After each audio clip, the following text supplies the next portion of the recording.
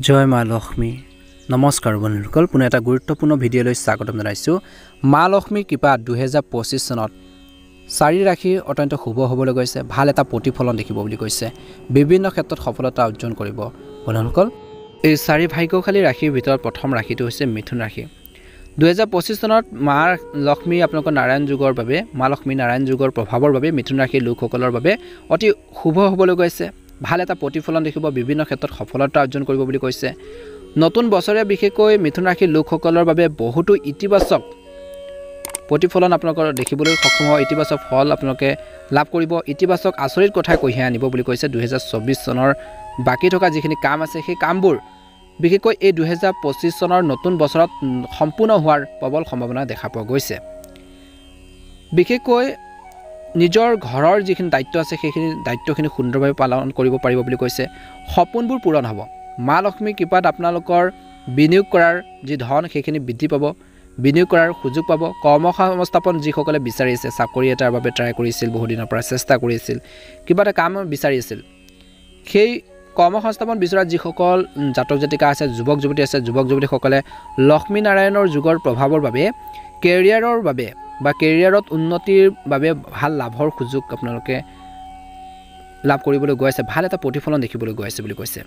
পাৰিবাৰিক জীৱনটো আপোনালোকৰ বহুত বেছি ভাল হ'ব ইজনে সিজনৰ অনুভৱক বুজি পাব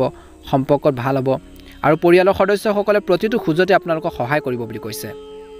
ভাল এটা প্ৰতিফলন দেখিবলৈ সক্ষম হ'ব অন্য এটা ৰাশি হৈছে কন্যা ৰাশিৰ জাতক জাতিকাসকলৰ 2025 চনৰ লক্ষ্মী নাৰায়ণ যুগৰ শুভ প্ৰভাৱৰ বাবে কন্যা ৰাশিৰ লোকসকলৰ বাবে বহুত শুভ কামনাৰ পূৰণ হ'ব আধৰুৱা কামখিনি পূৰণ হ'ব মনৰ ইচ্ছাবোৰ পূৰণ হ'ব বুলি কৈছে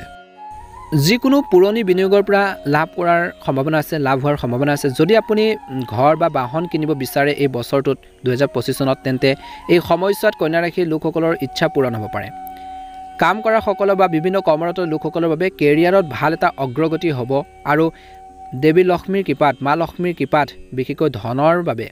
আবদ্ধ হৈ থকা কামবোৰো বিশেষকৈ 2025 চনত সম্পূৰ্ণ হোৱাৰ সম্ভাৱনা দেখা পোৱা গৈছে যদি আপুনি পৰিয়ালৰ যিকোনো সদস্যৰ স্বাস্থ্যৰ প্ৰতি বহুত বেছি চিন্তাত আছিল টেনচনত আছিল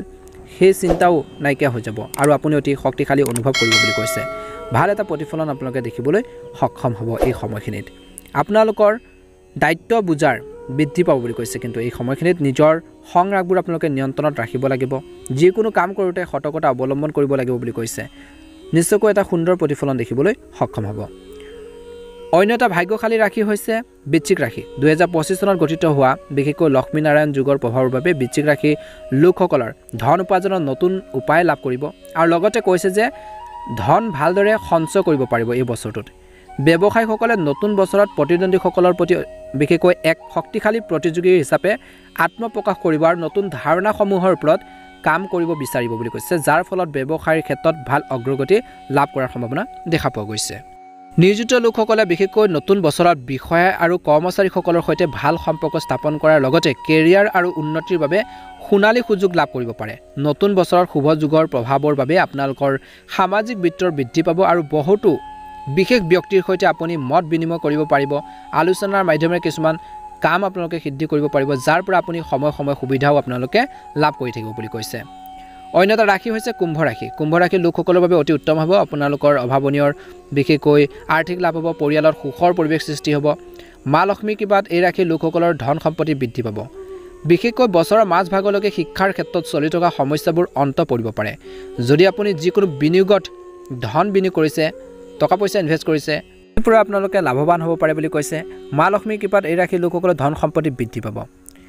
এই সময়খিনিত আপোনালোকৰ গ্ৰহৰ অৱস্থানে আপোনালোকক কৈছে যে নতুন বছৰত আপোনালোকৰ জীৱনলৈ কোনো বিশেষ ব্যক্তি আহিব পাৰে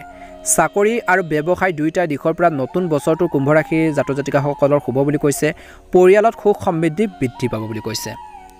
2025 চনত ধনুৰাশিৰ লোকসকলৰ জীৱনশৈলীৰ পৰিৱৰ্তন হ'ব পাৰে ধনৰ দেৱী বিশেষকৈ মা লক্ষ্মী দেৱীৰ কৃপাত নতুন ব্যৱসায় আৰম্ভ কৰিব পাৰিব জ্যোতিষৰ হিচাপ অনুসৰি নতুন বছৰটো হ'ব পাৰে আপোনালোকৰ বৈবাহিক জীৱনত উন্নত কৰাৰ বাবে ভাল সময় আপোনালোকৰ জীৱন সংগীৰ সমৰ্থন আৰু বিশ্বাস আপোনালোকৰ বাবে ভাগ্যৱান হ'ব বুলি কৈছে আপোনালোকৰ ল'ৰা ছোৱালী বা শিশু ফালৰ পৰা কিছু ভাল খবৰ পোৱাৰ সম্ভাৱনা আছে বিশেষকৈ মা লক্ষ্মীৰ আশীৰ্বাদত বছৰৰ মাজভাগতো ধন সম্পত্তি বৃদ্ধি পাব পাৰে আত্মবিশ্বাসেৰে ভৰা হ'ব এই বছৰটোত যদি আপোনালোকৰ টকা পইচা কৰবাত আবদ্ধ হৈ আছিল সেইখিনিও আপোনালোকে ঘূৰাই পাব পাৰে বুলি কৈছে বৃষ ৰাশি জ্যোতিষৰ হিচাপ অনুসৰি বিশেষকৈ ধনৰ দেৱী লক্ষ্মীৰ কৃপাত বৃষ ৰাশিৰ লোকসকলে নতুন বছৰত লাভ কৰিব পাৰে বিশেষ সুবিধা, ভাল এটা প্ৰতিফলন। যদি আপোনালোকৰ কেৰিয়াৰৰ ক্ষেত্ৰত কিবা এটা আপোনালোকৰ আকাংক্ষিত ফলাফল পায় তেন্তে আপুনি কিছু নতুন কাম আৰম্ভ কৰিব পাৰে। 2025 চনত ঋণৰ পৰা মুক্তি পাব পাৰে কিছু। মা লক্ষ্মীৰ কৃপাত ব্যৱসায়ত নতুন সুযোগ উপলব্ধ হ'ব। প্ৰেম জীৱনৰ কথা ক'বলৈ যাওঁতে ই আচৰিত হ'বলৈ গৈছে, আণ্ডাৰষ্টেণ্ডিং বাঢ়িব। শিক্ষাৰ ক্ষেত্ৰত সফলতা লাভ কৰিবলৈ বিশেষকৈ কঠোৰ পৰিশ্ৰম কৰিব লাগিব কিন্তু এই বছৰটোত বৃষ ৰাশিৰ জাতক জাতিকাসকলে। আপোনালোকৰ সকলোৰে এই 2025 চনটো সুন্দৰভাৱে পাৰ হওক। মা লক্ষ্মীৰ কৃপাত আপোনালোকৰ মনৰ ইচ্ছাবোৰ পূৰণ হওক তাৰে কামনা কৰিছোঁ। আপোনালোকৰ সুস্বাস্থ্য কামনা কৰিছোঁ। কমেণ্ট বক্সত জয় মা লক্ষ্মী লিখিবলৈ একেবাৰে নাপাহৰিব। জয় মা লক্ষ্মী।